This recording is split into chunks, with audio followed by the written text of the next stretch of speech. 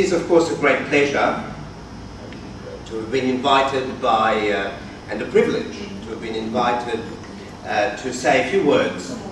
I don't know about the depth of analysis, but to say a few words about Jad el-Hajj's The Myrtle Tree.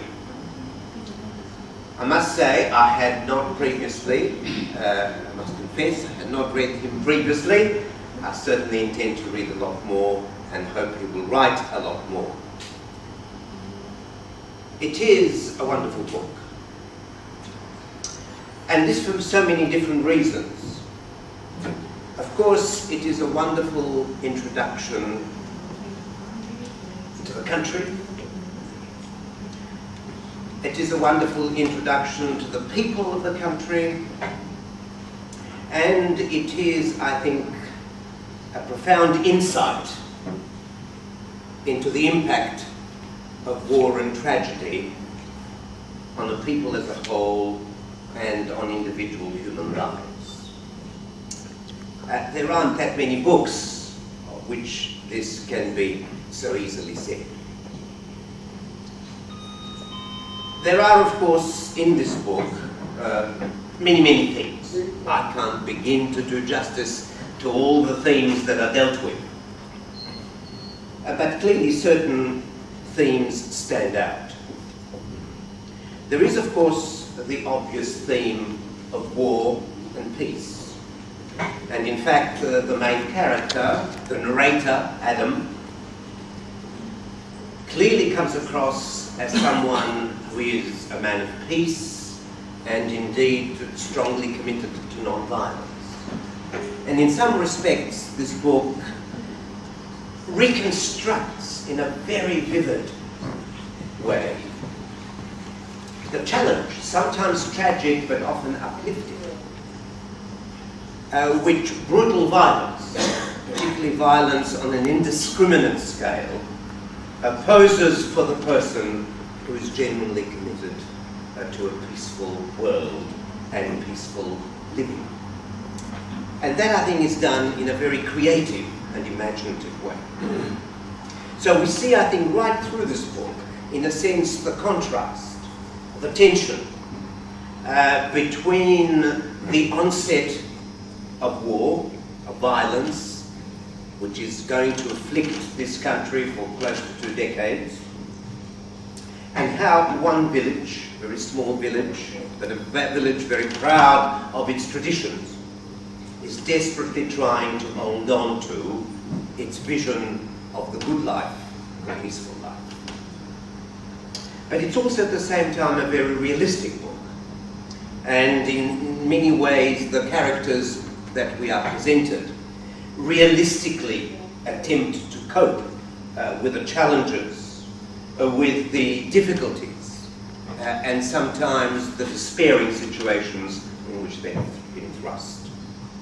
So there is, I think, right through this powerful tension between what a person of peace may be disposed to do and what the surrounding violence may sometimes, if not force you to do, at least allow you to consider doing. There is, I think, a second and, of course, very obviously related tension. Contrast, because the book is very much a study of contrasts between love, which is deep and profound, and we see that coming through in the stories of several of the characters and their relationships, and of course hatred and brutality. And one of the great, if you like, achievements of the book is to be able to run through these themes in ways that shed light both on the social and political circumstances of the country, but doing it very much through the eyes of seemingly ordinary individuals, thrust in extraordinary situations.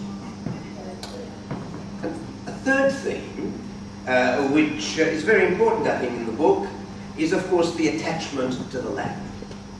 The attachment not just to the land in a physical sense, but in a powerfully emotional and spiritual sense. and therefore the refusal to let go of what life represents on the land.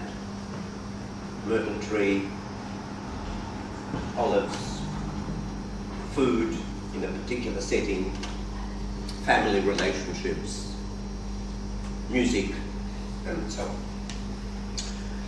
But it's also, and here's another tension, how to handle that with the developing, intensifying war that's approaching on this village, and the powerful attraction of the diaspora, in this case, Australia.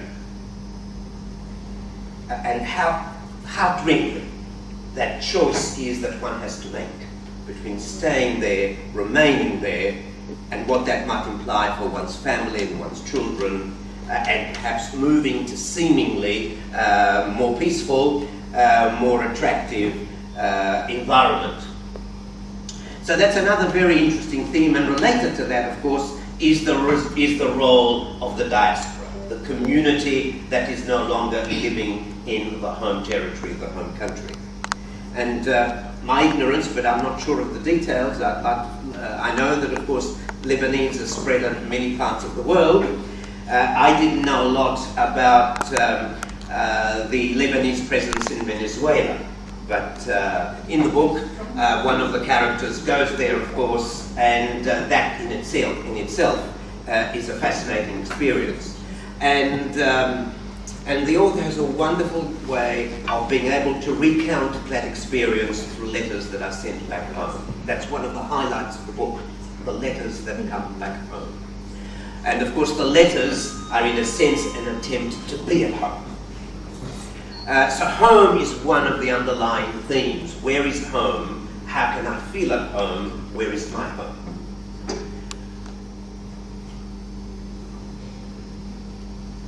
In spite of these very, very important themes, which are very relevant not only to the Lebanon of that time, but to the Lebanon of this time, and indeed to all countries, in a sense, at all times. But what I think makes this a wonderful book is the ability to do it in a novel that is very craftfully put together, so that the main characters come alive. It's not just themes running through. It's not an essay blown up into fiction length, but it is a wonderful recreation of a number of characters which come alive, and we travel with them through their journey. And in a sense, that is, if you like, both an individual theme and the wider social theme that I thought runs through the book, and a theme that's very close to my heart, and that's the whole notion of a journey. How one approaches the journey, what the journey has in store for the future, and how one situates oneself in relation to that journey. Of course, there is tragedy in so many different parts of the book. There is the tragedy of existing ways of relating to people, to the land, to society, and to authority being absolutely destroyed by the brutality of war, by the inhumanity, the fickleness, the indiscriminatory nature of the violence, and the way it can appeal to some of the worst emotions in human beings. And in that sense, it's a very powerful message for our time.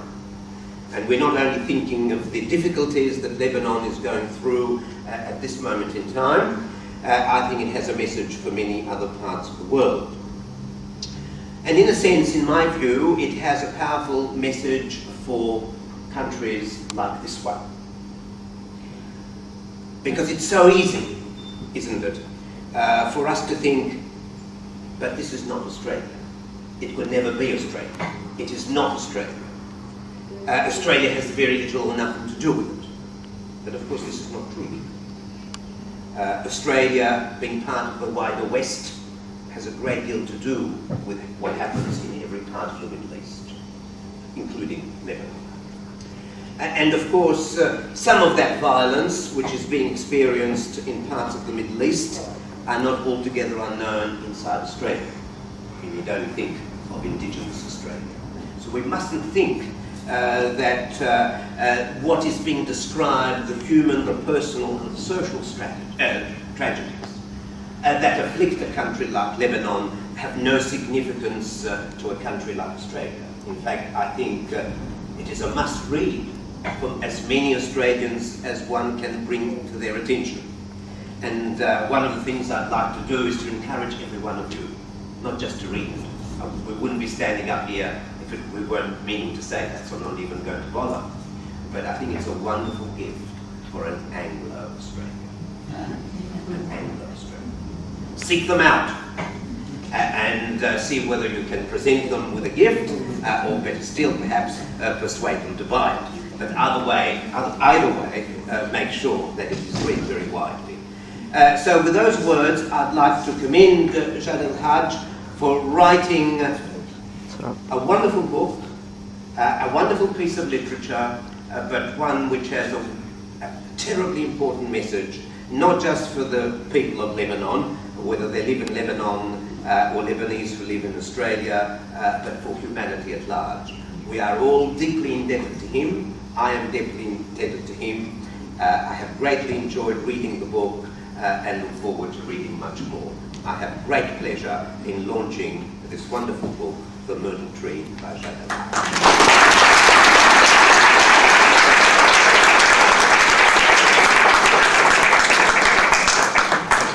Thank you, Professor Camilleri, for your insight. I think a theme that you touched in your talk was about homeland and where is home and attachment to the land. And even though we're a diaspora and we're so far away from that little country in the Middle East, this is something that binds the Lebanese community and will always bind the Lebanese community to their life. Pronounce this. Serene face and solemn eyes. And one of me at my graduation. My father's hair but longer, my father's mustache but thicker, wide brown eyes from my mother looking earnestly out from behind my glasses. A respected clairvoyant, my grandmother relied on nature for help. Animals were her favorite medium. She started her day long before dawn, praying, watering her plants while talking to them as if they were friends, eating her breakfast of milk and bread, rolling the leftover bread into bowls, and then walking to the fountain where the village Mongols would surround her eagerly. She would throw the balls high in the air and watch with glee as the dogs caught them. Then she would feed the old blind dog by hand. Some years ago, on hearing the dogs yelping like wolves and the hens crowing like demented roosters, she'd gone to the square shaking her stick and shouting, "Get out of your houses, everybody! Let the animals out too! They'll come back when it's over." She was simply so awesome that everyone trusted her, which has saved Wahdi the devastation of an earthquake that killed many in other villages. She routinely treated the ill effects of an evil eye, using olive oil, water, and prayers. And she had herbal medicines for every malady, including stubborn ones like infertility, asthma, arthritis, and acute stomach disorders. Pregnant women came to her in their 3rd month to find out the sex of their embryo. She was right most of the time. If not, it must be something what that woman has eaten, must be. Even skeptics like my wife, Yusra, and me couldn't deny that Siti had a gift beyond our comprehension. Thank you.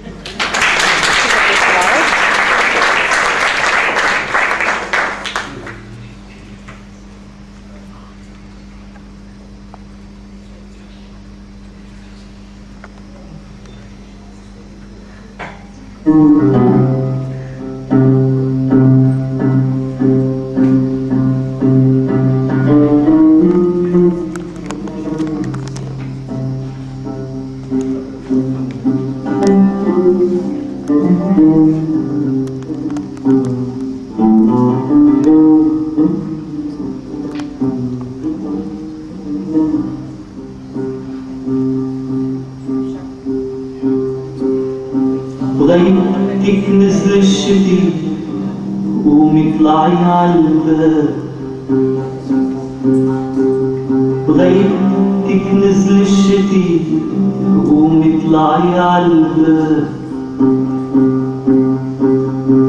في فوق سجادة الصلاة واللي عم بيصلوا قلاب Lighting candles and praying for them with you. We were so worried about you. What on earth is happening over there? Have people lost their minds? All we see on television are the bombs, fires, rubbles, and corpses. The newsreaders warn that some people may find the pictures distressing. We stopped letting our children watch anyway because we don't know how to answer their questions. You have no idea how this war is affecting us. We may leave our place of birth, but it never leaves us. Before this war, our kids were proud of their background. They boasted about their country of origin. They shared our dream of going back one day. We taught them about the Lebanon of the Cedars, the Bible, Khalil Gibran, Al-Baq, and so on. They went to after-school classes to learn Arabic. Now they're confused. Our reputation is destroyed. People say we are barbarians. But our distress is nothing compared to what you must be going through every day. Here we still have law, order and peace and freedom. No one gets killed because of an identity card. How can this happen? At first, I didn't believe it, and then one day I saw a scene on television which still haunts me. Hooded men stop a taxi, take the IDs of the passengers. One of them opens the door, drags out a boy, maybe 10 years, pushes him aside and throws the rest of the IDs back into the car. The driver takes off quickly. The boy kneels down, begging and crying, but they shower him with bullets. How can a man who walks on 2 feet and believe in a creator do such a thing? I want you all out as soon as possible. There are so many opportunities here for anyone with energy and initiative. You can all come under the Family Reunion Program. All you have to do is go to Cyprus and apply and call us from there. I want to know when you are leaving so I can stop worrying. Until then, 1,000 kisses from all of us. Hawa. I looked up from the letter. My mother was beside me, shaking her head. It's too late for me to leave. I'd rather die here and be buried next to your dad. But your sister is right. You should take your family and go. This war could last forever.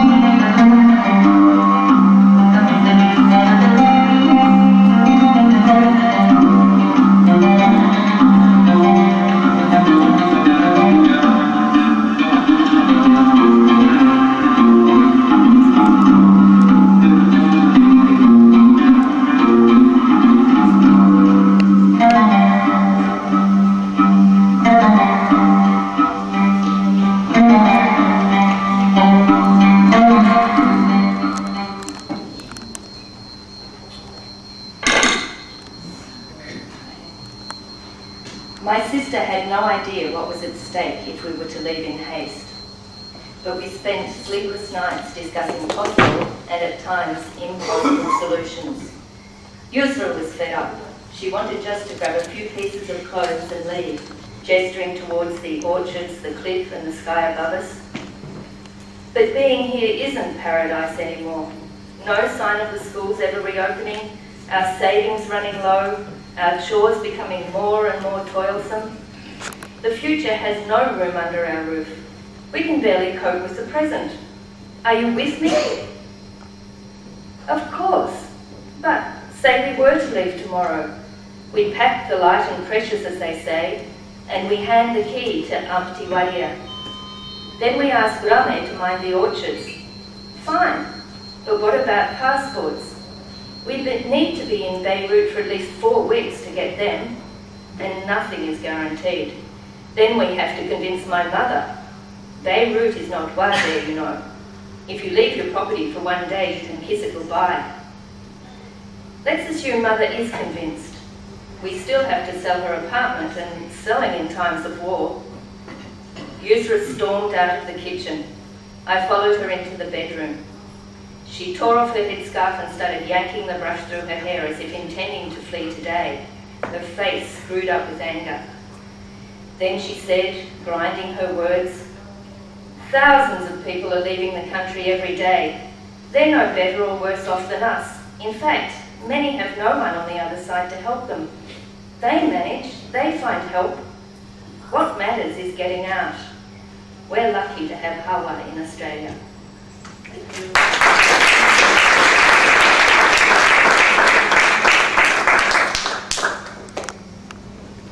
Thank you, Dania, Marae, and Jill. Well, tonight we're actually fortunate to have with us the author of the book, Mr. Jad Al-Haj. He's come all the way from Lebanon to join us tonight, and would you please make him welcome, Mr. Jad Al-Haj.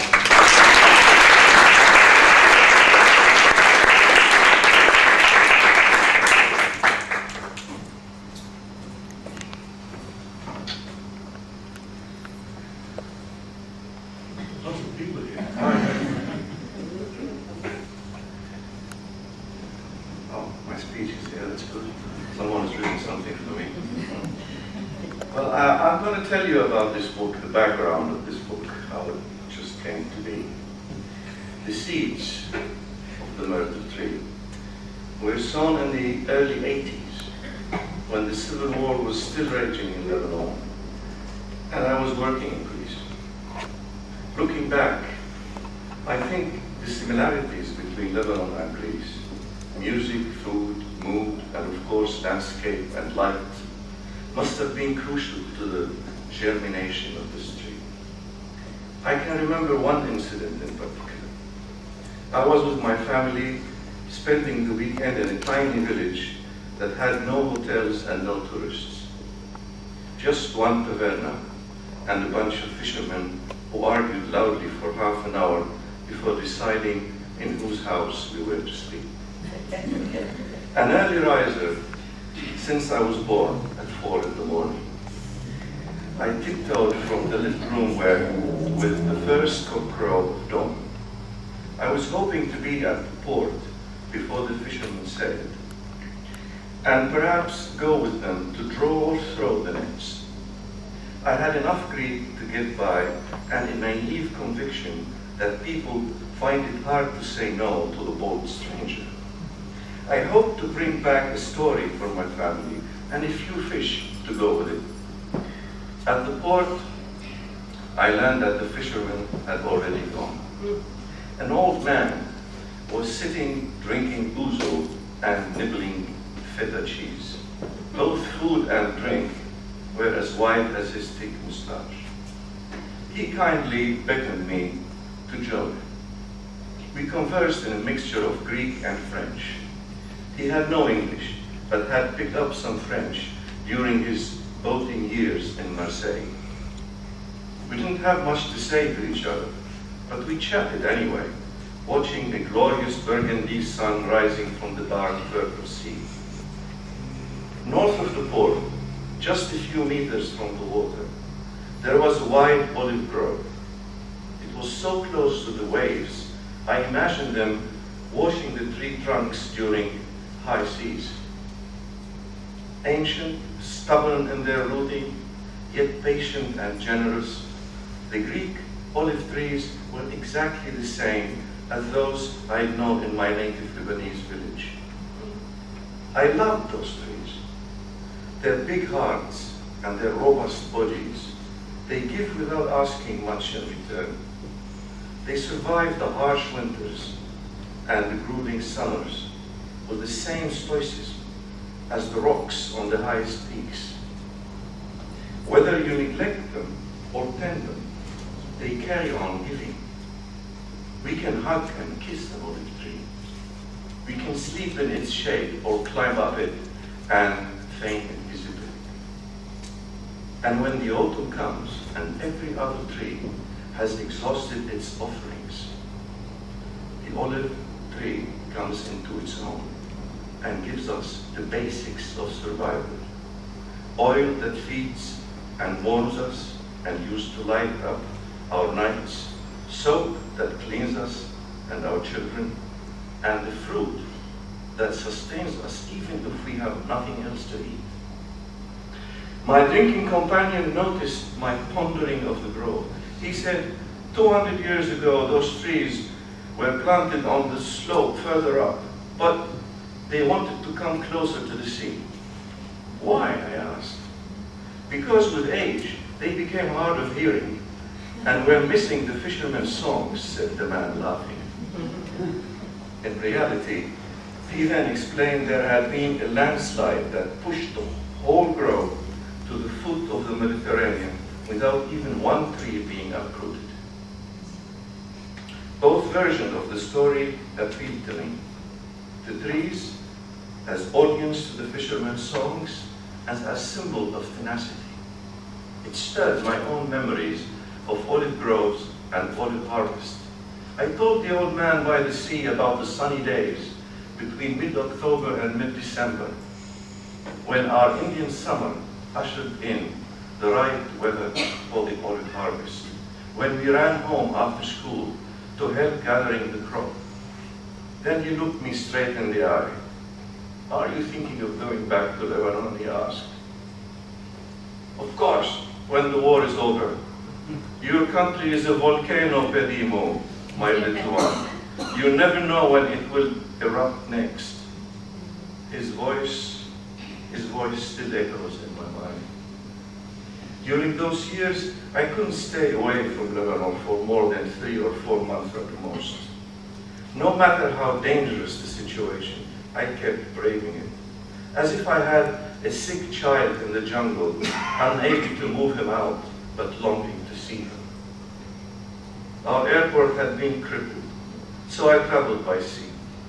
From any boat approaching the Lebanese shores, one could discern the pale bluish olive groves creeping close to the fishermen's homes. Then one day, I was browsing at a history book in Athens and saw a drawing of Venus wreathed with myrtle branches.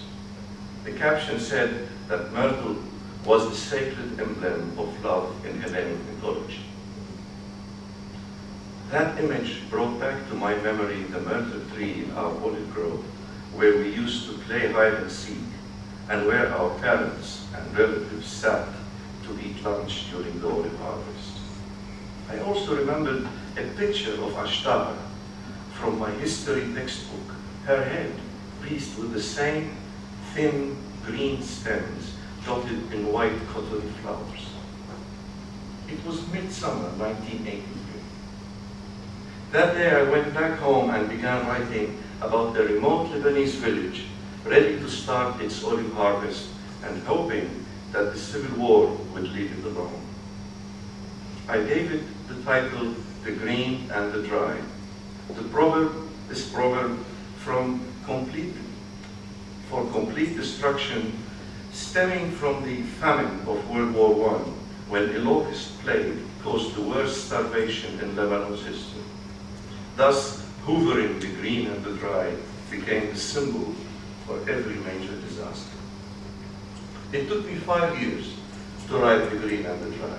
It was published in Australia with a grant from the Australian Council for Arts and Literature. Today, I'm sad to think that the General's Council made a mistake. I now believe the novel was swarming with the same virus that contaminates most works by overambitious first-time novelists, wanting to do too much too soon. What I needed then was criticism rather than applause. Yes, I did aim higher than I could reach with The Green and the Dry. I wanted to push the simplification of classical Arabic to the brink of colloquialism.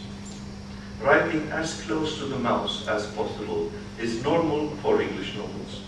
But in Arabic, we still speak one dialect or another while writing a language that none of us use in daily life. Closing the gap means challenging the sacrosanct.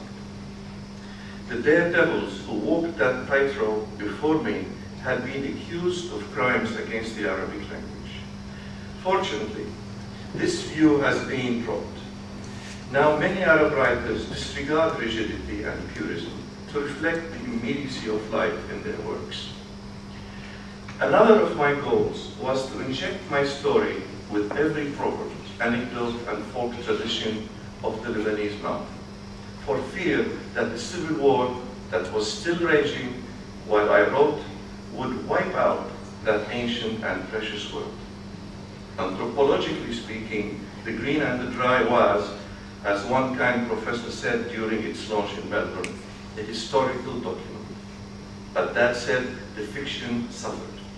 Too many characters came and went, leaving a trail of loose ends. The text was laden with meticulous descriptions that slowed its pace. The focus of the story was constantly adjusted with every chapter as new and urgent ideas stormed the narrative. In later years, I learned from more experienced novelists that writing from inside the whale of events usually shrinks the real size of both the whale and ocean hosting it. Far better to wait, to get out and move away in order to see the whole picture. The emotional tremors have to sink and settle. Anger, sadness have to be separated and analyzed. Facts need to be scrutinized calmly. My writing was more cathartic than creative during my solitary isolation in Greece and then in Melbourne. I cried and raged. My characters churned out my soul rather than my reason. Perhaps had I been writing poetry in that state, I would have produced a better text. Nonetheless, The Green and the Dry found surprising success. A second edition was published in Beirut and sold out, mainly because, unlike most fiction about the Civil War, it was dealing with the heartland rather than Beirut, the central arena of violence. But there was also the usual microcosm quality to The Green and the Dry. Wahde, the idyllic village of the story, represented the spirit of every Lebanese village at its best and worst. It was neither Christian nor Muslim. It was Lebanese inside out.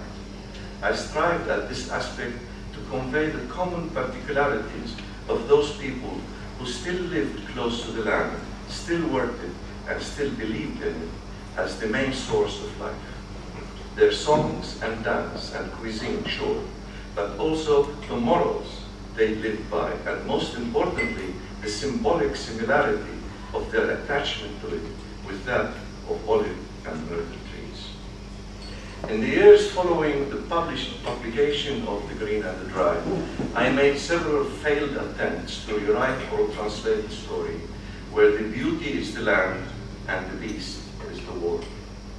But it wasn't until I immigrated back to Lebanon, once an immigrant, always an immigrant, I guess, that I could embark on writing a brand new novel in English, based loosely on The Green and the Dry.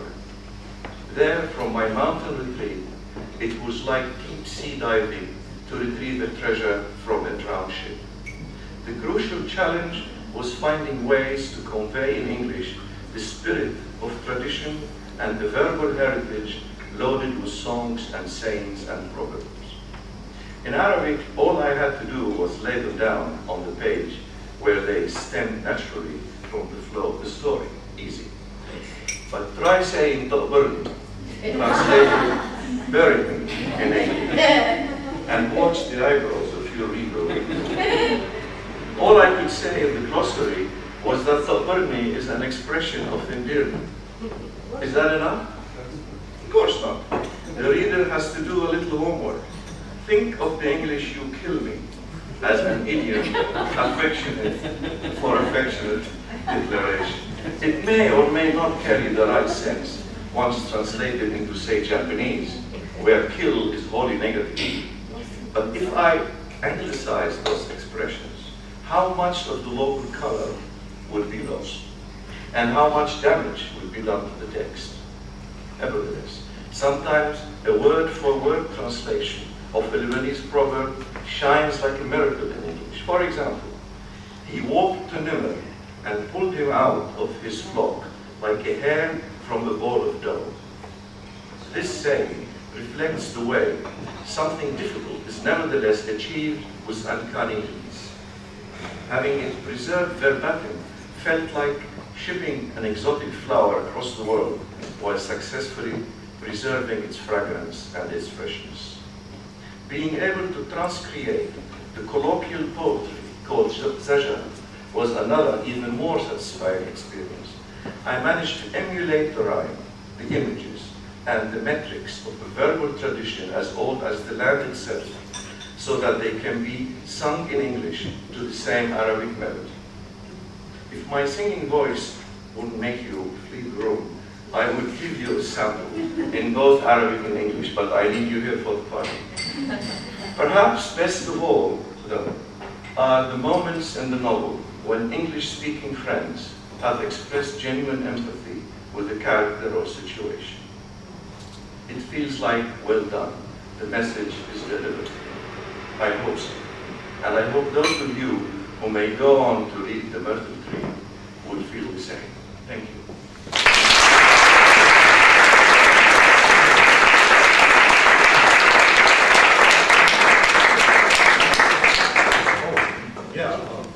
Thank you, Mr. Jabal. At this point, we'll actually open it up to the floor. If anyone has any questions, the man's here, so I don't know how much longer he'll be in the country, so you might as well ask as many questions as you can about the Myrtle Tree and about his history as an author, as a journalist, whatsoever.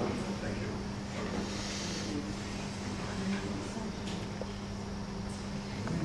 Okay.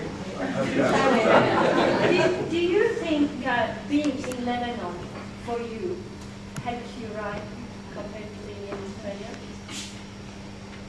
I don't think the place itself has much to do with it. I think we carry the place inside us. Wherever we live, it becomes part of us. I mean, Greece is part of me as much as any other place I lived in. I lived 12 years in London. I didn't like it much, but it's still part of me. And Australia as well, I feel like I'm launching my book, not in Beirut, I'm launching it here, you know, because I feel that I belong here as much as I belong back in Lebanon. So I don't think the place itself plays any role, unless, of course, one is suffering from some kind of an oppression by the place, which is not the case.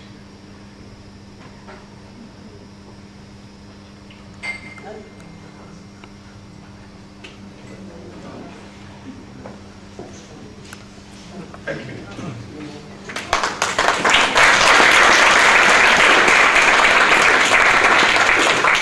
Thank you, Mr. Jabal. If anyone had any questions and they were a bit embarrassed to speak up, I'm sure you can speak to him after this now, and we'll be happy to answer any queries you have. Ladies and gentlemen, thank you for your support of the arts of our community. A copy of the Myrtle Tree can be bought tonight for $25. Mr. Jabal Hajj will be signing his books tonight. And we also have some refreshments and some drinks and that for people. Just before you go, we'd like to thank Mr. George Abu Hayla from Middle East Bakeries for providing fantastic food tonight. And Lord Mayor Marlene, ladies and gentlemen, distinguished guests, thank you very much for attending. Near Nicholas, tiny place. Nobody goes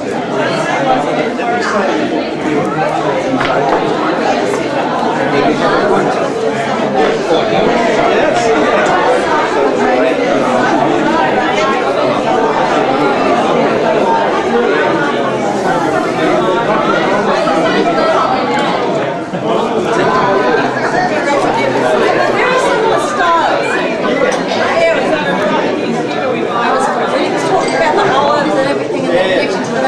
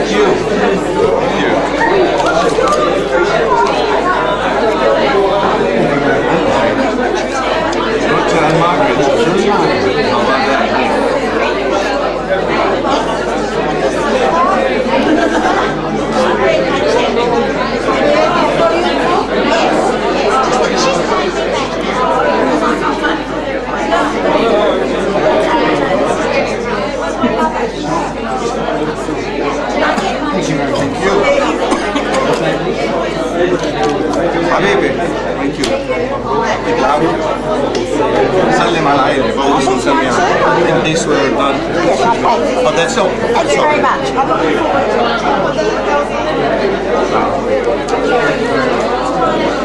Diane? Diana.